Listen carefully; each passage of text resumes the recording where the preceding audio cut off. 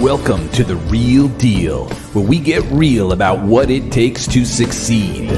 Whether it's wealth, health, relationships, or finding your purpose, we talk to the masters to uncover the secrets to defying the odds and creating your own rock star legacy.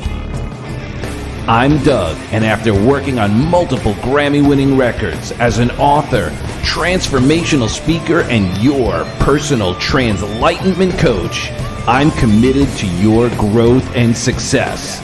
And now, here's the real deal.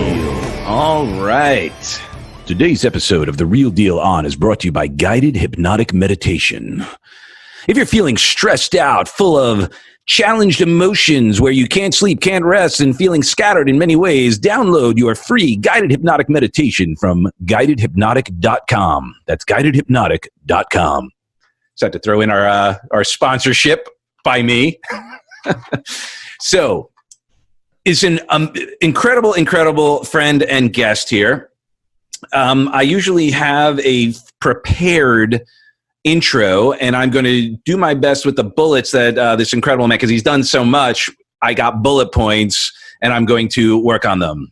Gene McNaughton, 12 years from Gateway Computers, helped the company from a tiny computer manufacturer in South Dakota to over $11 billion in revenue. He served in multiple sales roles, a top performer at every role, of course. Executive sales leadership in the public and private sector. He built Gateway's sales training programs, and Gateway identified as one of the most successful sales forces in history.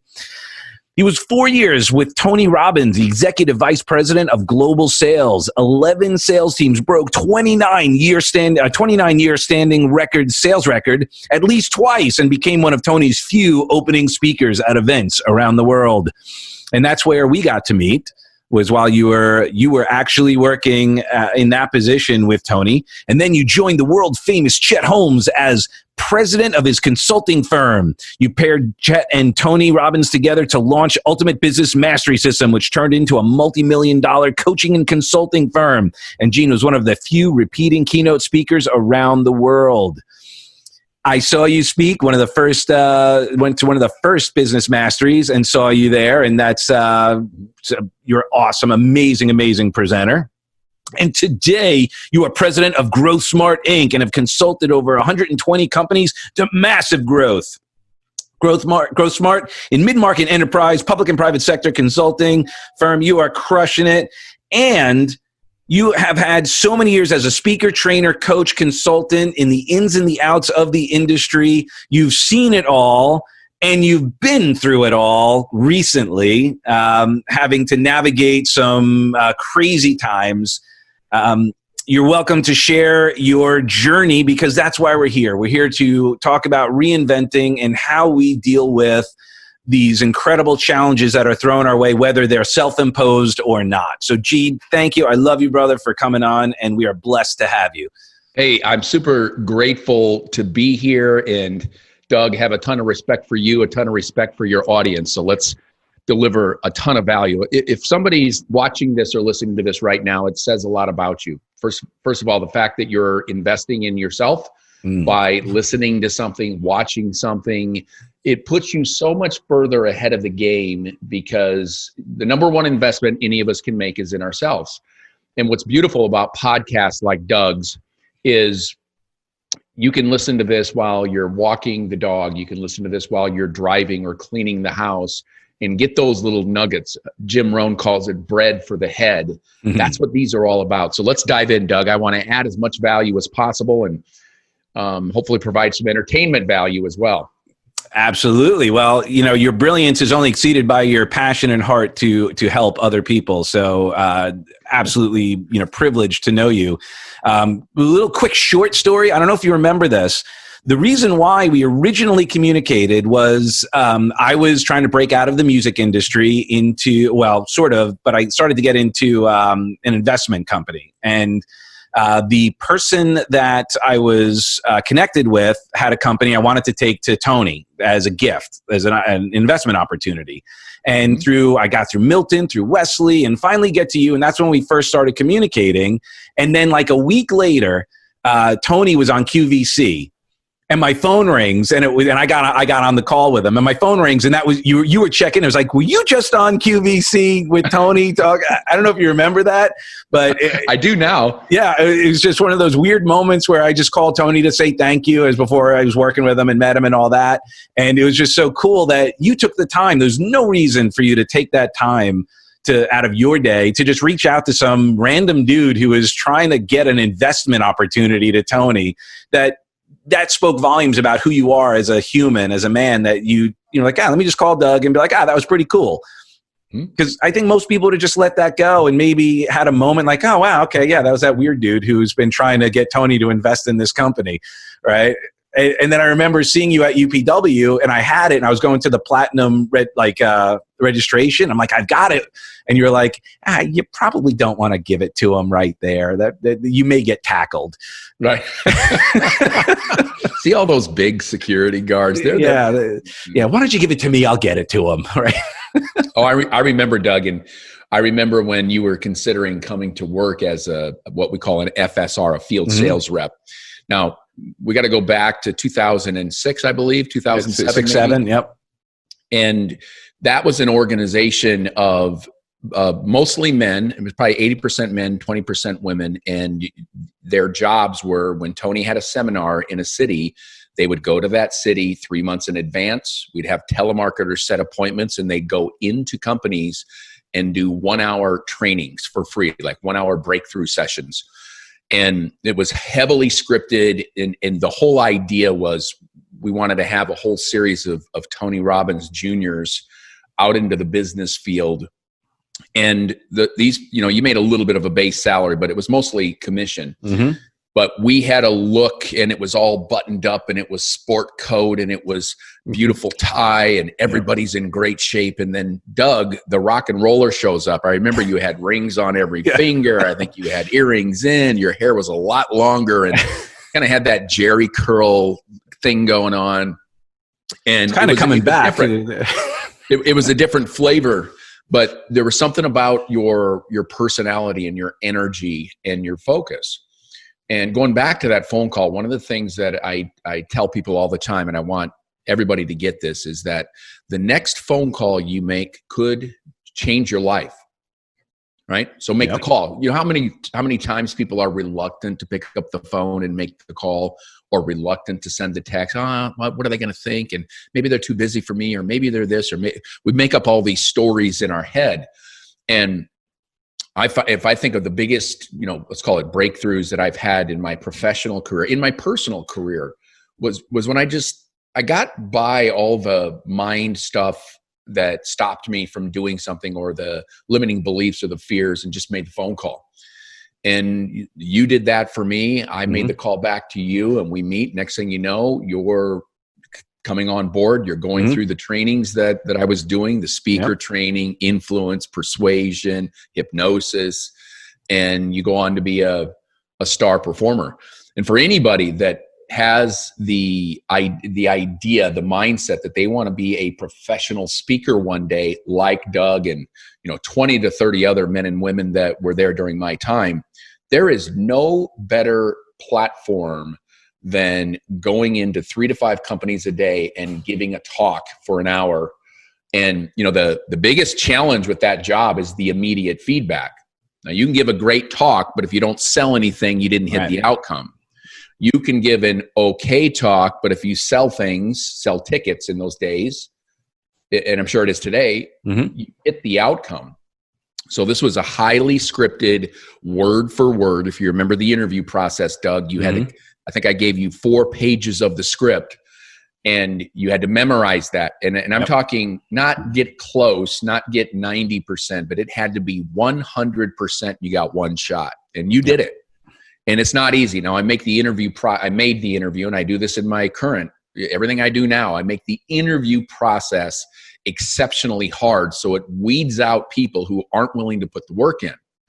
Everything that if you study success, it requires that discipline and dedication.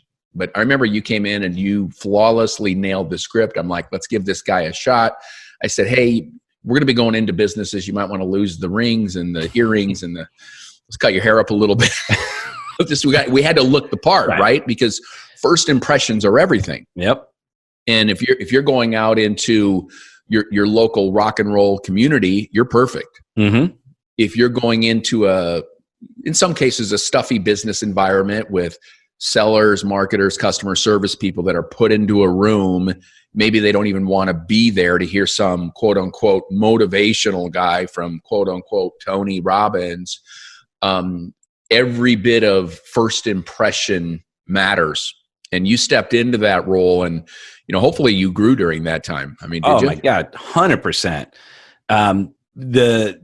Like you shared, the 3 to 5 a day, traveling, meeting new people, and really having to step up and put ourselves in potentially uncomfortable environments because we were in a groove on one thing. We were talking to real estate, and then, now we're going into a financial company, or now we're going into an insurance, or now we're just doing a customer service. And how do we connect with all the different mindsets? How do we, the disc was such a powerful tool for us to go, oh, okay, cool. All right. So we can modify and calibrate.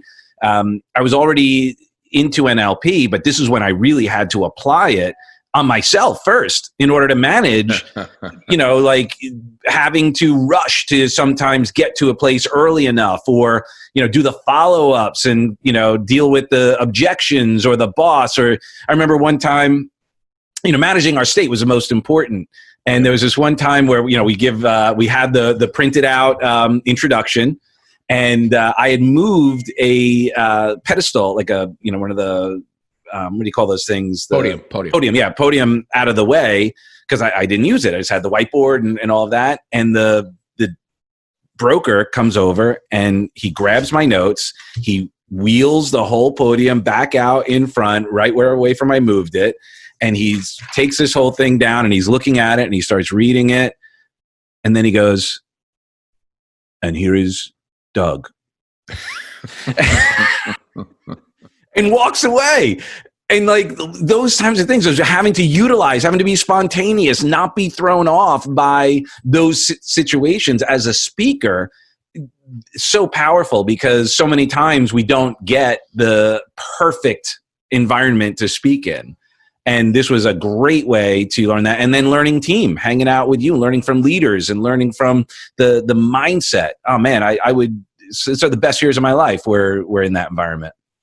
Well, you are literally going into the lion's den in many cases. Now, for everybody to get the framework of this, we had telemarketers that would call into businesses in the city of which there was going to be an event. And this could have been a gym. It could have been a car dealership, mortgage, title, finance, network marketing, wherever we could get a group of at least 10 people in a room. And as a speaker, it's an entirely different situation when you get on a stage and people have paid money to be there. They volunteered their own time to be there, and they're in their chair and they're happy to be there listening to you. In that job that Doug was in many cases, they had to be there because the boss made them be there. And the fact that they were in that room means they weren't doing their job. Sellers felt like they were losing money. Customer service, things were going to voicemail. They knew they were going to get packed up for being out for an hour.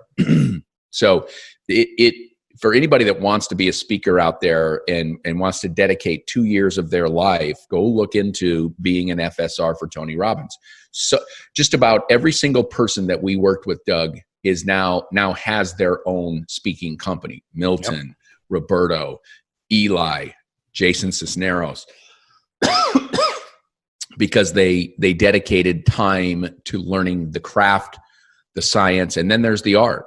Yep. Yeah. Good times. And I was a game changer. And I'm so blessed to be part of that community it's a small community. Like we all kind of know each other, and there's almost that there's that nod of like acknowledgement. If you're able to, do that gig, you've got a certain battleground test that, many don't have, that really equips us to be incredible communicators. And I can't thank you enough for, still, staying in touch and sharing, like your journey, because you've been on, talk about an exemplar of, fortitude and pushing through and working with some of the best and having your incredible programs. You've navigated some amazing stuff. Like we brought you in then I went to the treatment center, had you come in when you were with Chet with the BBI, and the work you were doing there was incredible. Different, but equally as impactful and incredible. Like education-based marketing. That's right. Yeah. That's right. So like share your journey in these new, basically reinventions, where you shifted. You have similar, obviously some of the work is similar, but very different in a lot of ways. Well, I think the real key, if I had to nail it down to one thing, is understanding the power of modeling. And in Tony's second book, Awaken the Giant Within, he's got a whole chapter dedicated to modeling the patterns and the habits of people that are doing things you want to do. When I was at Gateway Computers, when I was 24 years old and I started selling computers on the phones at night, after 4 months, I found out that hard work was just not getting the job done. I was still in the bottom quartile of all the sellers. I think there were about 50 people selling on the phones then. And that's when I was introduced to Tony's second book. And I'm like, modeling, because there were people around me we were in a call center that were driving nice cars and making great money and selling 3, 4, 5 times than I was. And I'm like, why don't I just talk to them and understand what they're doing?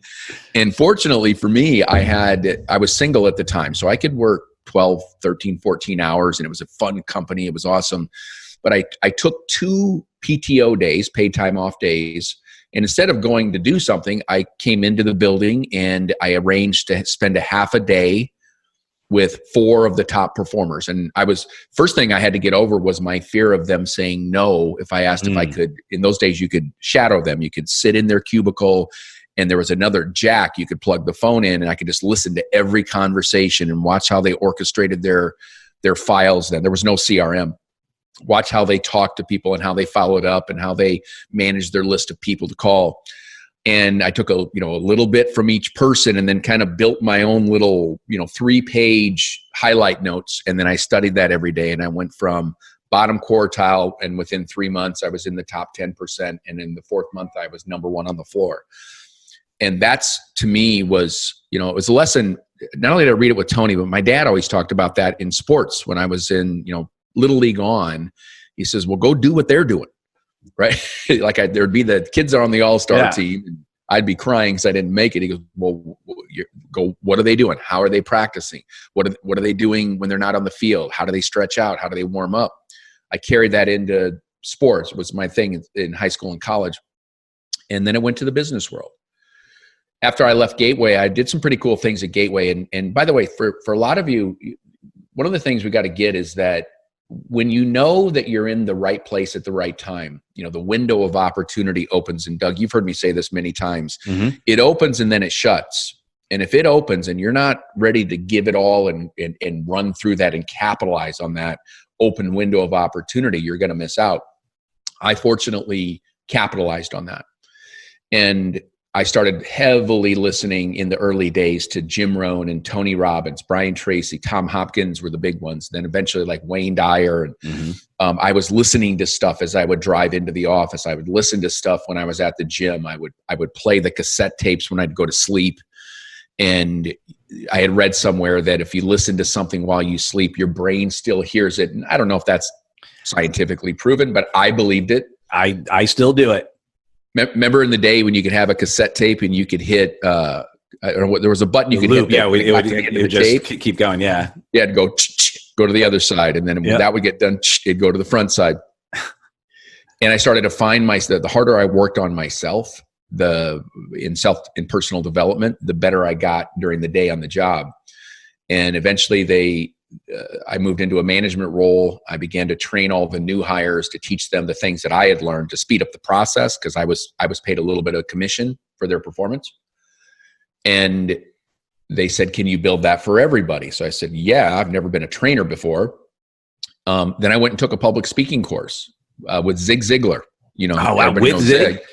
Yep, with Zig. Wow. In Carrollton, Texas at his headquarters. And that's where, there's a lot of people as it relates to, I look at speaking like golf. There are many, many people that if you ask them if they golf and they say yes.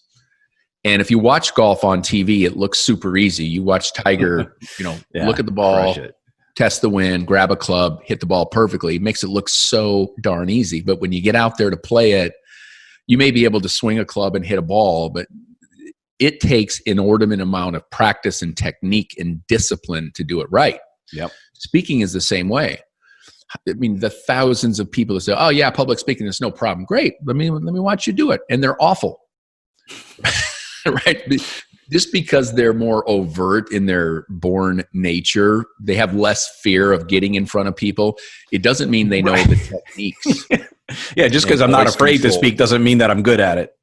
Well, but many people think they do. I know. Think they are. But those are the ones that never make it to the stage or can't sell from stage, right? So I spent 3 years, all I did was, after I learned, I had a selling process down that I knew worked, how to sell computers over the phone. I got public speaking training, and then I spent all day, 5 days a week in front of small groups, 10 people, 15 people at a time, teaching the basics and the fundamentals of selling. And I loved it. So now I have the skill set. I learned from Zig how to eliminate the ums and the ahs, how to move your body, how to have good eye communication. I had good content, and it was a perfect match. And then the company, when I talk about right place at the right time, the personal computer revolution exploded in the 90s. Mm-hmm. And we were growing like crazy. And here I am, gung-ho. Now I'm 26, 27. And we decided to open in Japan. We open in Ireland. We build multiple. So every one of those, like, okay, I'm in front of new audiences, speaking, training. I never in my life thought I was going to be a professional public speaker. I did it because I loved it. Well, and on that note, there is a distinction oftentimes between speaking to sell and speaking to train.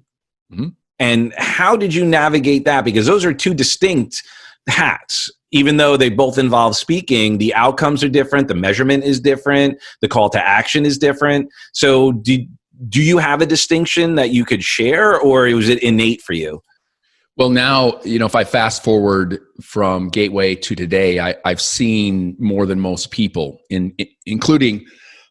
Oh yeah, sorry to skip it. I didn't mean to screw up your timeline. But including, there are speakers out there whose only design of their keynote is to sell. Mm. There's no value add in the conversation, and that's just a conscious choice that I've made. When I get in front of an audience, and I think it's just from my background of being a teacher, like I was at Gateway. I looked at my job at Gateway as to constantly study the habits and the patterns of the top performers. And there were points where, we'd have 300 people in one call center, we'd have 200 in another, 150 in another. And, because I'm so metric driven, we had metrics set up, and I could see who was the best. And I would go interview them and study them to make sure that I'm understanding what's happening right now, so I can pluck their best practices, put it in the training manual, and teach others. And that company went from 50 million when I started to 11 billion at the point that I exited, right before 9/11. And then 9/11 had a significant negative impact on the business in terms of the economy and so forth. But speaking to sell and speaking to teach, I follow a pattern of something right in the middle. I'm not a fan, and I'm not judging it. I'm just saying I personally am not a fan of the speaker who gets up that adds no value and hard closes the entire time. It's just not my choice of recipe. I want to make sure that I touch and add value to every single person in that audience, regardless of the audience. Mm-hmm. And so, some would say that, that it's not closing hard enough. Like, Doug, you've had people on your show that are some of the best stage closers in the world. Yep. And I think people that have to rely on super hard closing, go now, last time, 2 left. Oh my God, it's amazing. You're going to change your life, Bob. That's just not my flavor that I choose to endorse. I have now seen it from, being the president of the largest event company in the world. I've seen many, many, many folks that can sell a ton on the stage to our audience, and cancellations are 50%, or Right. Complaints are super high. So I've had a chance to see it all, and the path I choose is teach, and those that want more, those that have the financial wherewithal and are committed to investing in themselves, those are the people that I attract. Well, and I would I'll give say them all that my your stuff. influence on the Tony script is evident, because that training, that presentation was definitely education based with a call to action. Like people would leave those trainings and be like, okay, that was cool. Like I had, and sometimes if you weren't careful, they got too much of a breakthrough during the presentation and didn't want to take the action because like, oh, you gave me so much to think about and work on now. Like I feel so great. So, and that's the temperament where, that's the art where you can deliver enough education, enough motivation, enough inspiration, but the inspiration is to take the action to continue rather than feel like there's enough to go, okay, I'm good. One thing about selling from stage is this, and this is, if you've never done it before, over and over again, this is something that everybody's got to get, is you are in the middle of a room, or you're on a stage in front of 10 or 1,000 or 5,000 people, and you get immediate, instantaneous feedback.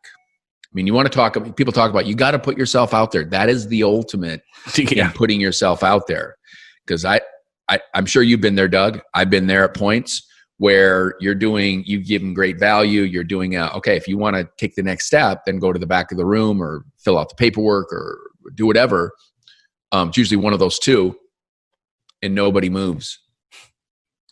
Right? I mean, there's no more humbling feeling than that. And that becomes the chasm. Now, what the great ones do is they have 5 closes. Right. And then each close gets for those that, I still got 20 spots left. I'm going to cut the price in half, or I'm going to add another session. I'm going to add this, or you're going to get a personal call from me, or I'm going to give you this gift bag. The pros have this thing wired out. But going back to what I was saying is that if somebody wants to learn to sell from stage, I suggest that you study it and you practice, just like anything else. Mm-hmm. There's the science of doing it. And, what I witnessed, probably 50 to 60 different speakers. And these are, the Tony Robbins and the Damon Johns and the Kevin O'Learys, to, several people that most people have never even heard of, that are good speakers that can sell. That's the nature of that game. That game is, let's hire Tony Robbins to come in and give his talk, and then right before Tony, we're going to put the greatest stage closer, or the person that can convert the most, right in front of him. That's how that game works. You gotta pay for, the venue, the stadium, the lights, the cameras, the everything. And that's such a great point. Like, as we unpack the hot dog a little bit, is that you ever remember those memes where it's like, this is what my mom thinks I do, this is what my friends think I do, this is what, right? And the speaking world has, and it was just like the music world, entertainment industry, there's moments of absolute glamour, and there's mostly a lot of non-glamorous stuff, whether it be speaking, sometimes you speak in front of 10 people, and then the next day you could go speak in front of 500 or 5,000. It could happen in the same week at times. Yep. And it's and that's that humbling experience as well, or someone tells you, oh yeah, we're going to have, 500 people in the room. And then you get there and there's 40. And you're like, okay, I based my travel plans on a room of 500 and my conversion is, 10 to 20%. You just basically, the amount of people I needed to sell, I have to do 100% now in order to make this worth it. But that's an interesting thing, because people don't understand how much effort it takes to put it all together in the first place. It's so true. I heard a saying that rang so true to me. I can't remember who said it, but he said, I don't believe in trying to trick people when I'm on stage. He said, I'd rather win with winners, right, than, try to win with people that, I have to try to overly convince to come and join the program. Those are like in the business to business world. I've consulted 159 companies now, and that these are 6 months or longer relationships. I look back and study it. The ones that I had to work the hardest to say yes became the most difficult customers. They demanded more. They were never satisfied. It was just a pain in the rear end. And it, over time you start to get perspective. And I realized that, those that want the stuff that I have will show up. Mm-hmm. Now you got to market, you got to do social media, you got to get on stage, you got to do a lot of, free talks, paid talks, whatever, or get in front of the right audience that has your ideal buyers in it. But I think it was Gary Vee said, I want to win with winners. I don't want to try to trick losers, is what he said. I'm not saying that. Mm-hmm. And the point being is that you can ethically and profitably sell from stage if you study the craft, and there's science and art. Mm-hmm.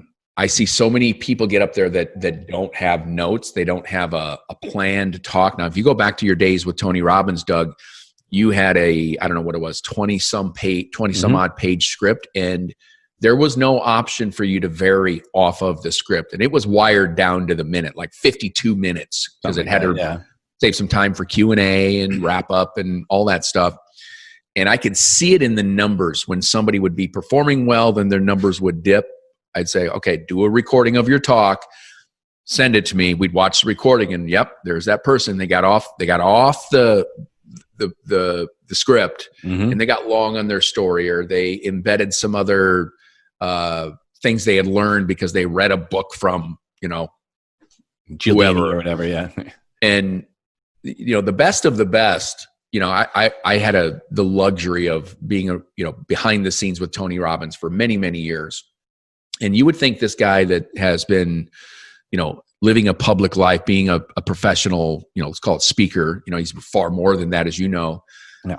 You would think that he didn't have to read notes. And I would watch his preparation to give the same talk that I'd seen him give 50 times, that to the point where I could almost give at least a portion of the talk. And he is studying. He's got his team around him. They're going through his timelines. They're going through, okay, at this stage, you're going to introduce this piece, and these slides are going to go up. Never in my life seen somebody prepare as much as he does. I mean, he's the best in the world for a reason. It's not because of some God-given talent. He's the best in the world, just like the greatest golfers are, just like the greatest fighters are, because of their maniacal studying of the craft and their maniacal preparation to be excellent every single time they show up. Yeah, I remember there was a section Tony was adding a new piece to UPW, and Scotty was like, he was up all night practicing this 45-minute edition that he has. That it's like, this was, he doesn't, it's not like he makes it up as he goes. This was like, he worked it. Like, he did not sleep last night for that 45-minute piece. Yep. And it's just, it's crazy because he makes it look so easy. Everyone thinks that it's just natural talent, and it's natural talent from working at it. I think what nature gives, some of the most impactful people in our lives, past and present, is a passion. Yeah. Right. And, I've seen Tony, after speaking for 14 hours, his voice is gone, his body, he's in pain, his back, his legs, he's got body workers, he's got chiropractors. And, I watched him. We had a period where there were he was either traveling or speaking for 3 weeks in a row. And as everybody knows, one plane ride can kind of work your back off a little bit, but when you're, flying 14 hours to get to a place, there's no time for, to make up for the lost sleep and so forth. And he goes, and he was just spent, and he still had 3 more hours the last day of Unleash the Power Within. And I'm like, there's no way he's going to do it. He couldn't even vocalize. His voice was so torched. Wow. And I watched him get some body work done. It was like a 90-minute break for dinner the third night. Mm-hmm.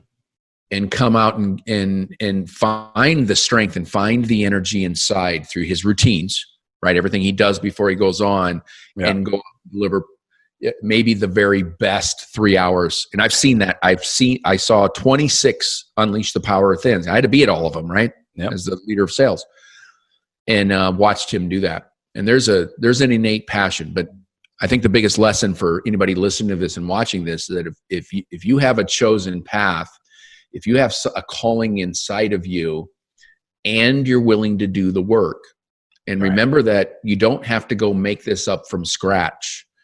You can talk to people that have done it. Doug, or a lot of people, he's mentioned, and they have podcasts and they got videos and they got YouTube channels, but you watch what people that are making a living off of, let's call it public speaking, of selling. If you do the right work in the right order and you do it often enough, then the right things will happen for you. 100%. And have you carried that with you through that same mindset when you pivot? Is that where your head goes? Is like what I'm hearing and what I've applied as well is modeling and then doing the work, finding, like, are you looking more at, because I know you're a numbers guy, I know you have so much personal development work anyway with the natural mindset, but are you also, when you're looking at those people succeeding, are you looking at their mindset and what is their belief system around it? What are their models of the world around their success? I am. And 10 years ago, the way that we could understand this was by reading their books. Right. Or maybe buying their program, or there was a little bit of stuff on YouTube. That was just 10 years ago. Yeah. It was 2010, right? Yeah. And the beauty of what we have today in podcasts, like we're doing right now, is you get to hear what's going on currently in their mind. Whether it's, I like to listen to Gary Vee. I listen to Tony's podcast. I listen to a guy that I happen to personally know, but I'm a big fan of his work. His name is Satema Gali, Gali. He was a former pro football player, made a ton of money, lost all the money. He's a great father figure. He's a great husband. So I can pick, who I want to listen to and when I want to listen to it, and I can do it right there in my car. Yeah, and I love with modern podcasts is that it's no secret. This is so old, but it's so true, is that you become the people that you're around the most. Yep. And I consider when I'm listening to a podcast and it's just me in my car driving, I kind of visualize myself just sitting there like listening to this person. Yeah. And it's the bread for the head. The more of this stuff you're listening to, you hear the repeated mindsets. You hear in their words and in their the volume and their inflection and pace, the dedication to the craft. I love Gary Vee's work on marketing and social media. I love Satema's work on just pure living what he calls a 5-star life: your body, your relationship, your business, your money, your spirituality. I love listening. Kevin O'Leary's got a great podcast that he does. And every bit of it is accessible to everybody watching this right now on their phone. You don't have to be in your office. You don't have to drive somewhere. You don't have to even pay money. And to me, that has been the saving grace. And I know when I'm rocking in life and business, it's always coincidental. That's when I'm listening to stuff, or I'm watching stuff on video, or I've bought a program and started to do the program. And I know that when I get off center, off track, is when I haven't been doing that. Strange coincidence there. but as I say this out loud, it's like, yeah, it's pretty obvious. Yeah. So what do you see? I mean, obviously technology has changed the delivery. When COVID and this whole thing happened, there was a lot of, it was almost like at some point, you were president of, major seminar organization. There were seminars going on all the time, Tony and all this. And then all of a sudden everything stopped. Mm-hmm. And then people, here we are doing, the podcasting and Zoom and all that. What did you do? How do you see the future, and how did all this impact, you in the holistic scheme? Because you have so much to offer, you were on such a pace, and then breaks. Like, what's next? How do you navigate your way through all of this personally and professionally? Because the personal drives the professional. Well, Doug, if you think about it, you and I were at what probably was the very last seminar done in the United States, right? So we were in Orlando. We were there for 6 days. Yep. The seminar would start at 9 a.m. That means I'd have to get there by 8, which means up by 7. And we wouldn't get back to our room until 10 o'clock. This is all when the COVID crisis was going down in the news. Well, we were in a resort in Orlando and kind of oblivious to what was going on. Maybe a few minutes of watching the news on a break or at night. And at that time, it was still like, this isn't real. This isn't real. And, I had been for a year and a half on a feverish pace, running the largest seminar company in the United States. And, I ran it for the Americas, and then I was part of the senior counsel for the global company, which, to give you a frame of reference, that company did 520 seminars last year. 520 somewhere, in the world, there was a seminar going on. It's more than one a day. It's insane. It is. It is literally, like, if you really try to fathom that. No, I didn't have to run everything outside of the United States. There were other people, but even in the US, we did over 40 seminars. That's a lot. Yeah. In some cases, we'd have 2 going concurrently, maybe one in Chicago, one in LA. And, all of that's under my purview as the president of that company. And I was going at a feverish pitch. Now, there's pace. Now I loved what I was doing because we were impacting thousands and thousands and thousands of lives in a positive way. But there's also the business side of it. So my partners one was in Singapore, one was in Australia. As you know, time zones are different. So if we were going to do calls, they would usually start at 8, 9, or 10 o'clock my time, PM. Right. And then the Americas business, because of, I'm on the West Coast and the East Coast, I would be on calls as early as 6 a.m. So literally going at a feverish pace. And between Jennifer and I, we have 7 kids. So I had a year and a half of what I would say beyond unhealthy full tilt. There was just so much, one seminar's on track and the trainer's sick, or one seminar's missing. We got to pour more money into the social media or whatever. It was just, and then let's just say March 20th-ish, it all stopped. I went from 80, 90 hours a week, legit. You were at the same seminar I was at, and I have to be there. You were working before and after. Yeah. So the seminar goes from 9 a.m. till 9:30 at night. Well, I still got the hour and a half debrief, and I've got the morning to prep and make sure everything's there and check in with everybody and talk to the students and so forth. So I had a year and a half of that, and it was challenging. It was very hard to maintain balance of health. Where do you figure out exercise? And when you're starving and the only food available is in a vending machine, or if you haven't eaten all day and it's 10:30 at night and you're looking at the room service menu going salad or cheeseburger, water or, milkshake. Right. So finding the balance in that was challenging.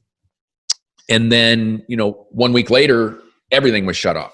Now we jumped right into doing virtual summits.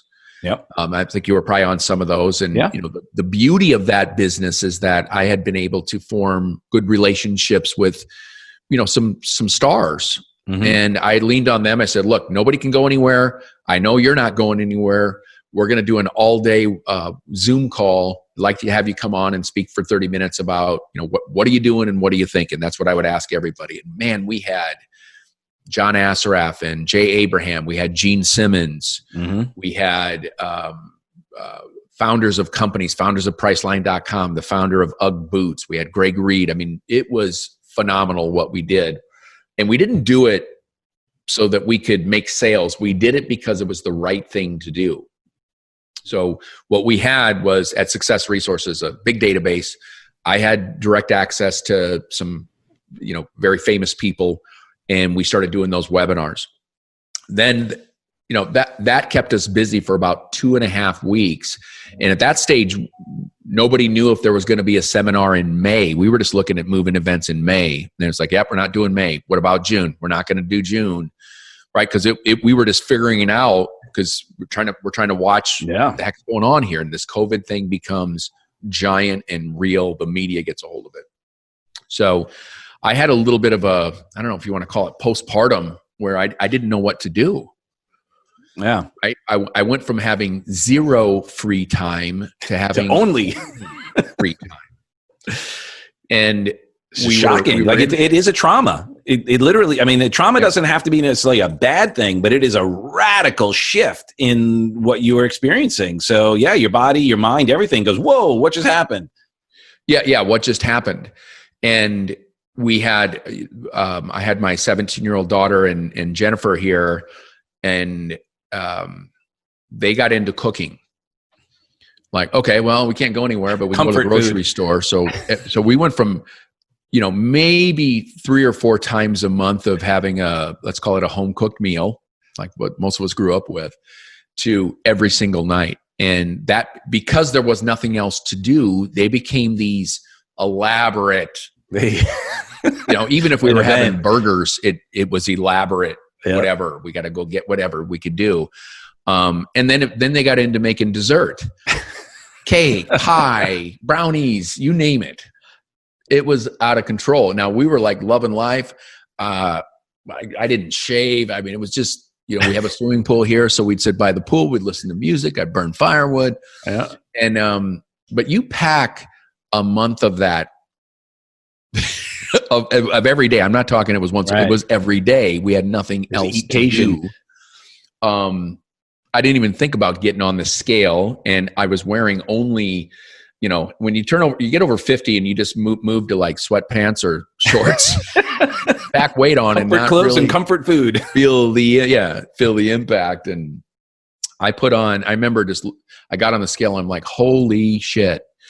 But I joke about, we call it the COVID-19, but for me it was 19 pounds. I mean, it just, when I was running so hard and then I wasn't at all, and packing on insane levels of calories and only wearing sweatpants, do the math.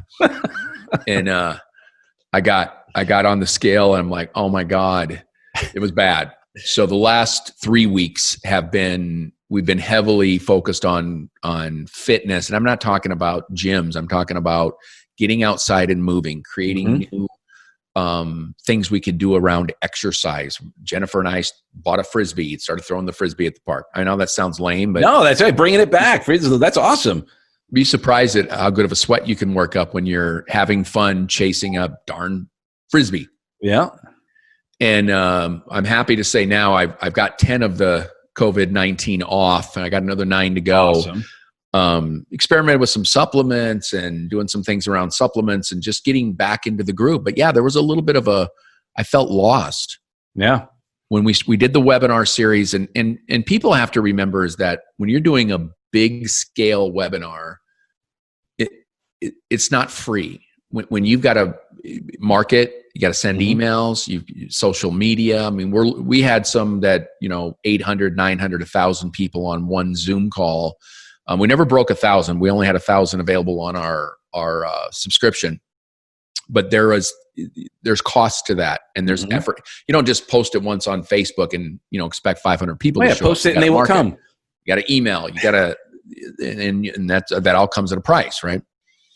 Then the decision from our home office was, this was not, while we were doing the right thing for the marketplace, we were providing real-time information. I had a PPP, Paycheck Protection Program. I had those kind of experts on for our small businesses. I brought on CEOs that could do, just what are they doing with their company. But the decision was made that we weren't going to do that anymore. Then it was like, what do I do now? And I just literally chilled and got big. And now it's in a pivot. It's in a, okay, what's next? If the seminars are not going to come back, which, it may happen and it may not happen this year. Right? Yeah. If you would ask me a month ago, it was a different answer than now. Now it's saying, ooh, there might be a chance here. Well, Disney's opening, right? So we're going up. We're going to see what that's like. Tony, according to sources, is doing UPW. We're starting to do live networking events next week. We have a limit of 50 people at them. I've gone to a good friend of mine that I speak at his RIAs and all of his programs. He's holding his RIAs, and those are, again, social distanced. And I'm noticing now people typing in like, live event, would you go? Yes or no?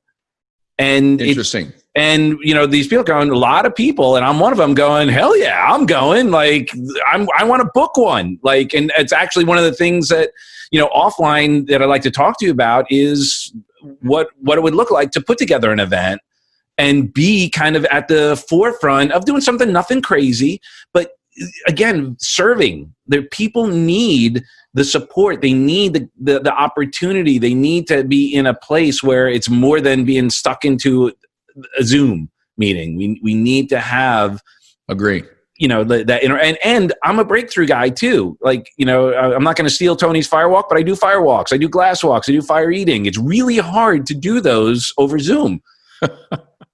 Yeah. Move the fire, move it. No, Yeah. Well, here's what I'd say is one thing we got to accept is that each state is different. Right. Exactly. So in California, it's been said in the past that there will be no sports activities in all of California. Well, how does that affect the NBA, football, college football? Yeah, the team's going to move out. Will they college go? Period. Yeah. And those things are changing on a regular basis. So staying on top of it is important. The second thing is, for example, Jennifer and I are going to the dentist today, and we had to fill out paperwork yesterday online around COVID. There was a special form with 10 questions on COVID. Have you been in contact? Have you been in a place? Do you know anybody that has? So forth. So there's protocols. Now the event business, I predict, is going to be very similar. Yeah. Right. Because I wear a mask everywhere I go, grocery stores and whatever, the hardware store, Home Depot, whatever. But I wear glasses, as you can see. And when I wear a mask, my glasses fog up. And it's hard to breathe. So it's, I went to a restaurant for the first time on Saturday night. We met some friends. How was that? Nice? Yeah, but we had to wear, as you walk through the restaurant, you couldn't get in unless you had a mask. And then once you sat at your table, you could take your mask off and have a normal conversation. So there are these accommodations that are taking place. And here's the biggest thing we all have to think about is we will really know a lot in not this weekend, but the next weekend.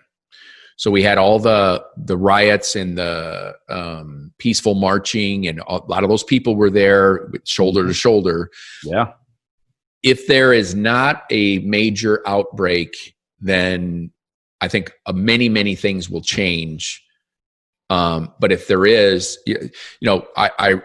I feel for our political leaders, because whatever decision they make, what's that? They're in a pickle. Well, whatever decision they make, half of the country is going to say, I told you so. Mm-hmm. Half of the country is going to say, I told you so. Yeah. They make the decision to open, and the virus spreads. People, I told you so. You ruined everything. They make the decision to open up and the virus doesn't spread. The other side's going to say, I told you so. Right? You're on Facebook. You see it's bizarre. Are pro and con and so forth. There's still people that believe this is a hoax and that it's Democrat, Republican, but it's there's no major win that comes out of this. The only major win that comes out of this is how fast we go back to operating our lives as normal. And there's some that are saying that we'll never operate our lives as normal. Doug, think about it. February, the stock market was ready to break 30,000. We had less than 3% unemployment. Everybody's doing well. Just about everybody's doing well. I mean, the 3% that were unemployed, in my opinion, they just didn't want to work. Almost voluntary, yeah. There were more jobs than there were people. You rewind the clock 10, 20 years ago, there'd be 20 applicants for one job. Right. Right? Yeah. Now there's, in February, there were 3 jobs for every applicant. Mm-hmm. It's crazy. So we'll see how things, change, but being in the live event space, I mean, that's critical. Keynote speeches that I had already booked and deposits down and everything's on hold. Now things are changing, like literally by the day changing. But in the meantime, what can we all do? Use this power of social media. Right. Start your own podcast, start your own video series. I've gotten heavy on YouTube. I took a YouTube course, and YouTube is far more than uploading video. Oh my gosh, it's so deep. Yeah. It is unbelievable. So I paid a little bit of money. I took a course to learn keywords and headlines and subtitles and how to look at the data of how things are performing, how to turn those into, the basis of a funnel. And, so I'm learning that. I never spent that much time on YouTube. I mean, gosh, here's the other thing that it's in my brain. It's like if I want to get active on social, let's think about this. You've got YouTube, you got email and text, right? Which, I do email. I don't do group text or anything, but my other company did. You got email and text, then you've got Facebook, and many people have. I have a business Facebook. I have a personal Facebook, LinkedIn, Instagram, TikTok. Make sure you're on TikTok, YouTube. So if I have a good piece of content, there's a lot of work that goes into getting that out into the public. It's a full-time job. Yeah, and podcasts, which it's on my agenda to start my own podcast. And it's like, but if you watch the greats, every one of the greats is on all those channels. Now, maybe they have people that are doing the work for them, or they've hired a firm, but for the smaller players, and maybe I just need to suck it up and do that. But it's a lot. But right now, just one platform is a lot. And then you throw in, because they all have different ecosystems. They all have different etiquette. They all have different strategies. And, it's hard to manage all of them by yourself. It's definitely you need to leverage and get some experts in, because it's overwhelming. Because there's a Facebook expert, there's a YouTube expert, there's an Instagram expert, the TikTok expert, right? Because they all have individual mindsets. Oh, and they're all marketing to you too on your social media. Right, of course, You will die if you don't have your own maximized YouTube channel, or you're missing the boat. I can get you, some of this, and you gotta really do your due diligence if you pick one and you want to go to the course. Really, there's a lot of imposters out there, and then there's 10% that are really, really, really great at what they do. Yep. And that's how I chose the YouTube group that I joined, and I'm getting a little bit more active. And but going back to going from 80, 90 hours a week to what do I do with myself right now? And for a month I watched Netflix. I ate more food than what a normal human should eat. Now I'm on the other side and pivoting into, kind of that Satema Ali calls it a 5-star life. Rate yourself on a scale of 1 star, terrible, 5 stars. You're crushing it in the 5 areas: body, physicality, relationship, family, career, money, and spirituality. There's 6. I think I got 2 of them intermixed. But diving into that to try to be the best that I can be and get back that momentum. I just felt like I don't know if I'm the only person, but I just kind of felt like, oh my God, what am I going to do? I think, I don't believe you're alone. I think we all went through that, because I think it's a bit of grief, because we had some momentum going. We had some hopes and dreams. While I was up there, I was looking to do, some work with you, and I was really excited about it and to be around great people. And at that same time, that following week, I was supposed to be in Houston learning another program to start connecting and put myself in these great environments with amazing people. And then all of a sudden that all goes, and everyone goes, now what? Now what? Yep.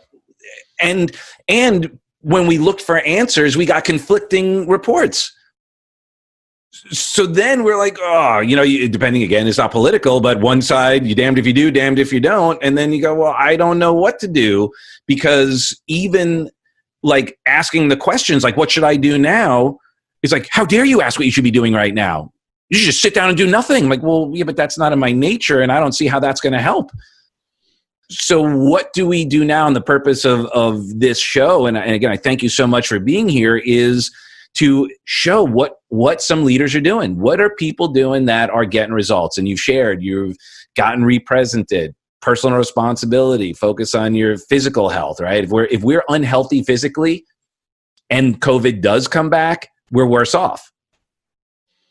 It's a great point. Right. Well, I just kind of look at it like I was looking through some pictures, and, I had the good fortune of being around, some of the best in the world, from Grant Cardone, Tony Robbins, Dean Graziosi, all of the sharks from Shark Tank. Mm-hmm. And I was just browsing through the pictures, and the one thing I noticed is every one of those people are in radically good shape. Yep. And if you, like the ones I saw of Cardone, I was just showing Jennifer yesterday. I'm like, look at the veins in his arm. I mean, he is like ripped enough that at 60 years old, he can wear a pair of skinny jeans and a t-shirt on a stage in front of 6,000 people and feel confident. That's good. Yeah. And no doubt these are busy folks. And, some may love or not love Grant Cardone, but, I've gotten to know the guy, and he really is a good man. He's a good husband. He's a good father. He's a little bit over the top marketing wise, but he's built a good business. Tai Lopez, same thing.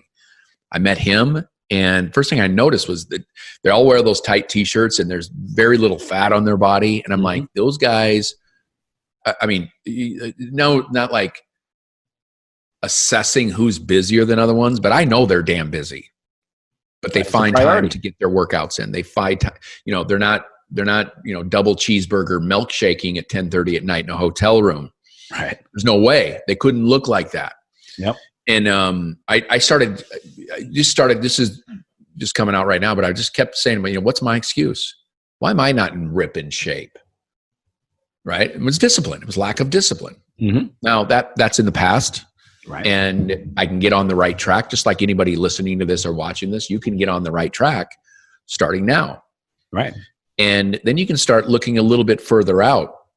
I love this idea of saying, I'll ask you, Doug, like 100 days, if you could rewind the clock to 100 days ago, which would have been, let's just say that would have been the end of February. Mm-hmm. Everybody's crushing it, right? Your schedule's probably, you got trips already on the books, you got trainings you're doing, you're thinking of new ones. The money that you had is growing. If you had it anywhere in the market, it was doing well. Most likely, the opportunities were everywhere. And if you could rewind the clock, knowing what you know now, would you have made different decisions in February? Knowing what would have happened, that was coming, we probably would have done some things different to prepare. Or even if somebody said, look, I know for a fact that we're going to go into this unbelievable life-changing circumstance.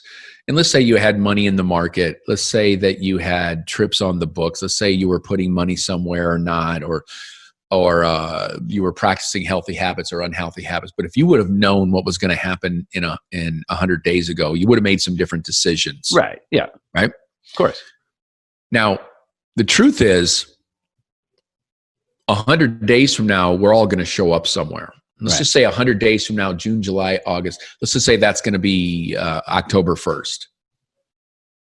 Like it's hard. I mean, can you fathom what Christmas is going to be like right now? Thanksgiving. No, and we're planning. We always go to New York. That's our every year we go to New York for Christmas.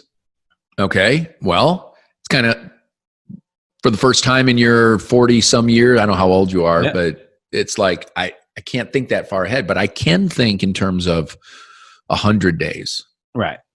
Like just changing the framework. Like I'm a big believer in, most people will tend to overestimate what they can do in 30 days, but they radically underestimate what they can do over the course of a year. And I've just shortened it to 100 days to say 100 days from now, it's October 1st. What do I want to look like? What do I want to be doing? What's my money situation? What's my relationship situation? What's my home situation? My parenting situation? So what everybody can do upon hearing this is start saying, okay, I'm going to look at 100 days out. Because there's some unknown things are going to happen. Yeah.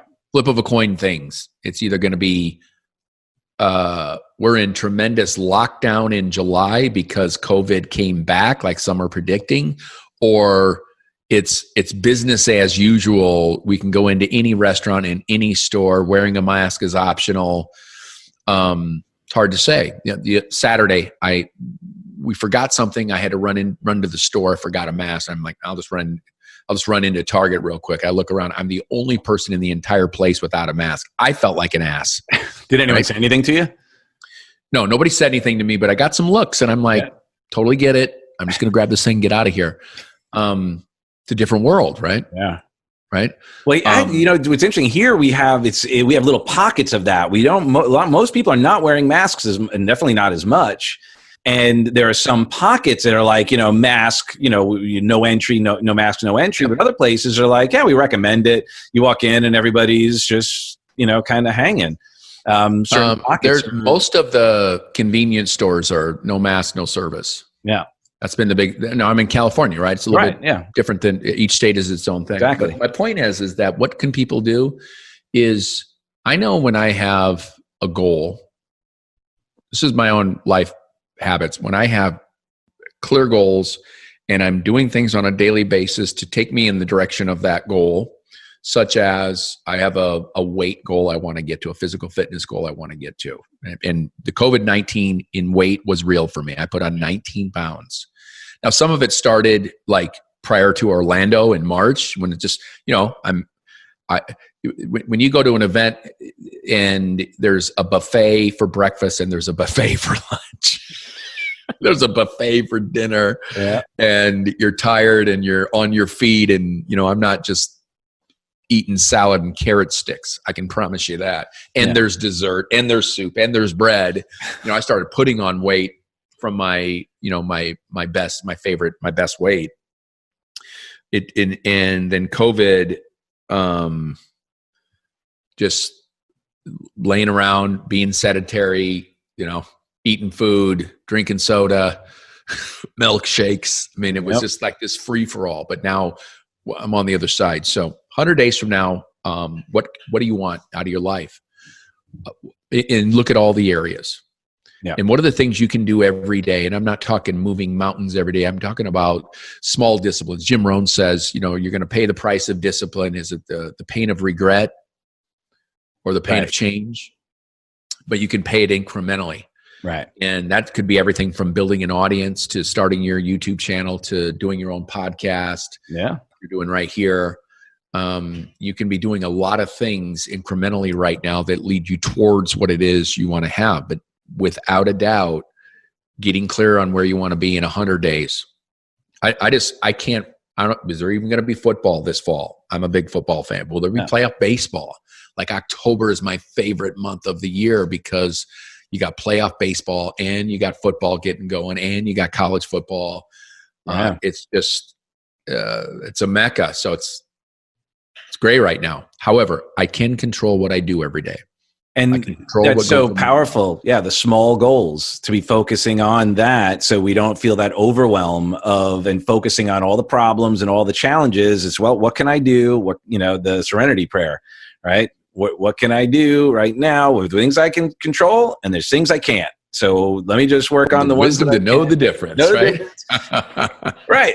And the truth is that you and I control what food we put in our bodies, what we watch on television, what we put on, what podcast we listen to, when we go for a walk, if we exercise, if we pray, meditate, all of those things. These are all personal choices. And it boils down to that goal and personal responsibility, from what I'm gathering from your wisdom to our ears. I'm going to be very interested to understand what happens in the recovery world in July, August, and September. It's already hitting it, and it's funny. I was talking to a friend and we had him on the show and he was talking about COVID and all this stuff. And he was in the PR thing. And I said, look, Tom, I get why everyone's focusing on that and the fear behind it. But, here's the truth. Since this has happened, my wife, Heidi, and I got deathly concerned about the recovery community, the mental health community, and all of that. And here's what we have experienced. No one we know has died from COVID, and very few people have had it. But here's what I do know. Yesterday, one of our friends and past clients killed themselves. Many of our past clients and all that have overdosed. And we've seen multiple deaths from overdose and suicide and relapses aplenty. And nobody's talking about it. Well, it's the perfect bad storm. Right. So somebody that was contemplating that they had a problem, somebody that knew they had a problem was starting to take action, attend AA meetings, maybe see they stopped that. Go to a detox. So anybody that was on the fringe or was brand new, the perfect bad storm, which is, oh, well, you don't have to go into an office every day. You don't have to talk on the phone. As you know, Doug, addiction is a very lonely and isolating situation. It's a disease alone. And I know that too. I'm not saying I don't and you do. I've been there. Yep. And there's nothing better, especially I can just speak for an alcoholic, than to just be alone and not be with anybody and just accountability. live in your disease.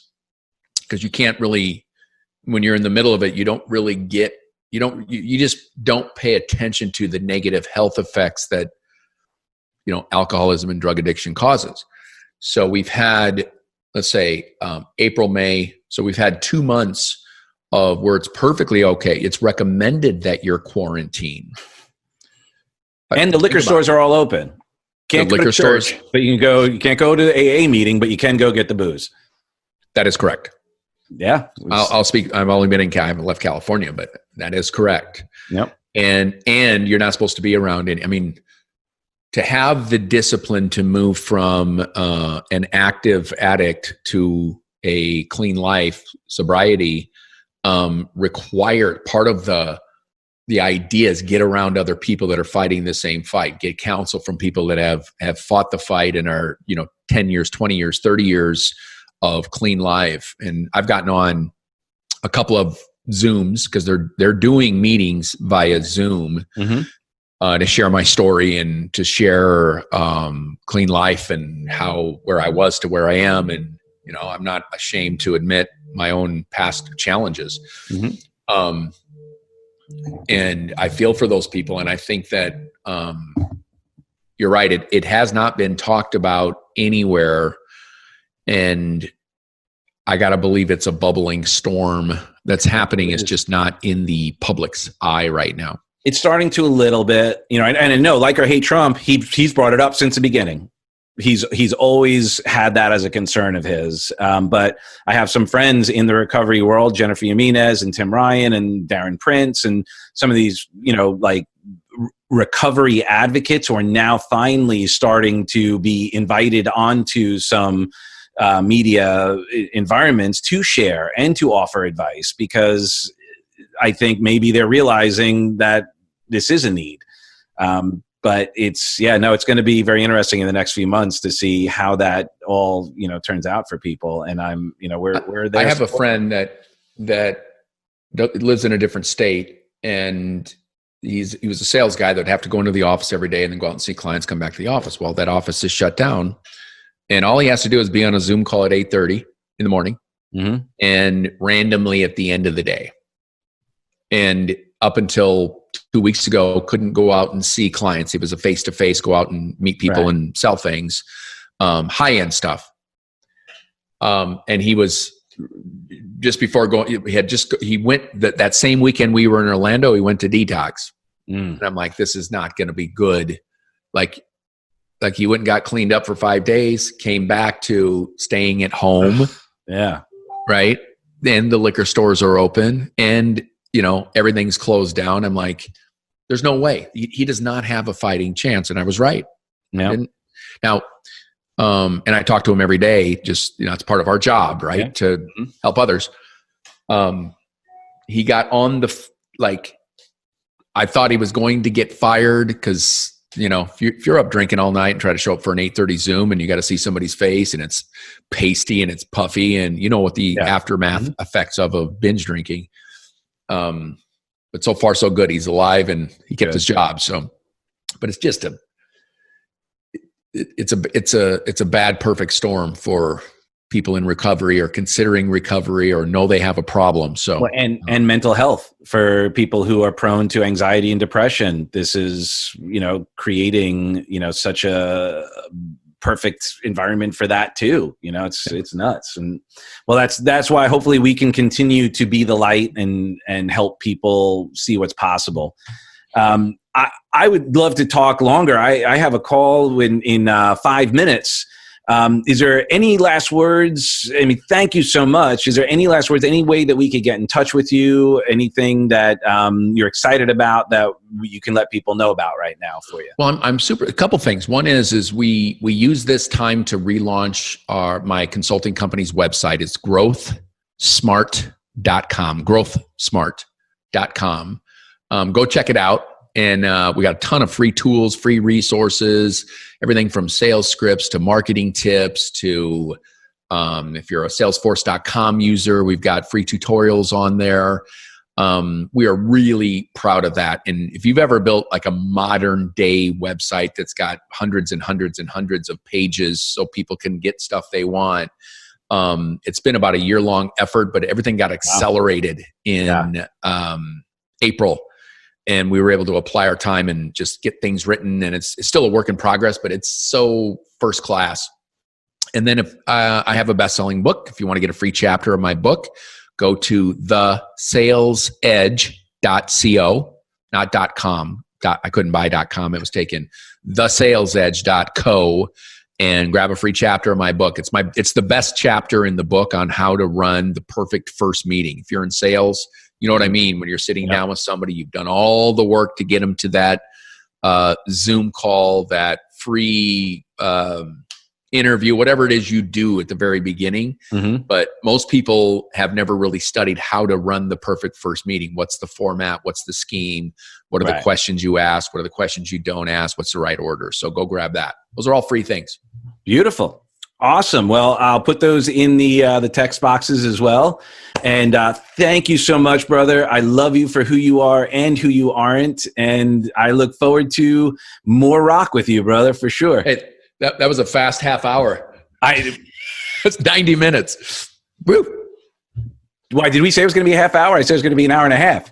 Oh, okay. Good. I missed the hour and a half. No, I love it. This is great. I mean, listen, if you're still listening at this point, and Doug's a great resource. I'm a great resource. And you know what you find in life? Here's what I'll close with, is that we all have people in our lives that come and go. And about 95% of, and this is no science to this, is just my off the cuff. 95% of people come and go, even if you have a good micro relationship, you worked on a project together, you worked at a company together for a short time. And then there are about 3 to 5% of people that for some reason stick in your life. And you may go a year without talking to them, but then when you do talk to them, it's just like you never skipped a beat. That's you and me, Doug. Yeah, for sure. And I want to encourage you to think of those people in your life and really accept that why did those people stick in your life? Now, if I look at me and Doug, values, beliefs, we can disagree and still be friends. I like what he's about. He does things that I want to emulate. He shows up. If you think about the people in your life, not the ones you have to be around, like your family and all that stuff. I'm talking about the people in your life, of the 95% that come and go and the 5% that stick. What is it that causes them to stick for you? And that's where you can start to see your value chain. Now, I do want to remind everybody, it is so true that when you get around people that are achieving at high levels and you really get around them, I'm talking about really reading their stuff or watching them on social media, or even if it's your neighbors, people you're around. But if you're getting around people that are playing the game at a higher level often enough, you will find yourself playing at a higher level. If you get around people playing at a lower level, you're going to find yourself playing at a lower level. So pay attention to that. I know it, you've heard it a million times. You become the sum of the 5 people you're around the most. It's true. 100%. It's true. Gosh. Some of these things we roll our eyes at. Oh, you got to have a goal, and your attitude determines your altitude. It's true. It's all true. Yeah. It wouldn't be so known if it wasn't. It's in the Bible. Yes. If you're struggling with anything, the rules, what AA teaches, it works if you work it. That's the key. The success formula works if you work it. Yep. Losing weight, getting a fit body, managing your money better works if you do it. Right? And yeah, so the work that we do as well, besides teaching those plans, is also how to get into the right mindset, how to get into the right state, how to have the right beliefs, the right values to consistently work what works. Doug, the last thing I'll say, I know you got to wrap, is there is no shortage of how to do anything. It's everything is here on Google or YouTube. Everything. Where the shortage is the reasons, the why, the mindset. That's why Tony says success is 80% psychology, 20% skill. Yep. It took a while for that to sink in. And I'm like, it's so true. Yeah. So listen, watch, buy the program, spend some money, buy the $99 thing and test it out. And if you like it, then buy the $1,000. I don't even know what you sell, Doug. That's been my road. Beautiful, brother. Man, I appreciate you so much. And if there's anything I could do for you, please, me resources, Suru resources. And Peace. God bless you, brother. We'll see you very soon. Later, buddy. All right, later. Thank you so much for stopping by and hanging with us. And remember to subscribe wherever you listen to your podcast right here. And we look forward to serving you even more. Remember, download your free guided hypnotic meditation at guidedhypnotic.com. That's guidedhypnotic.com, where you'll get your free anxiety-busting meditation. We look forward to serving you, and if you have any questions, comments, please feel free to reach out. All right, we love you for who you are and who you aren't. God bless.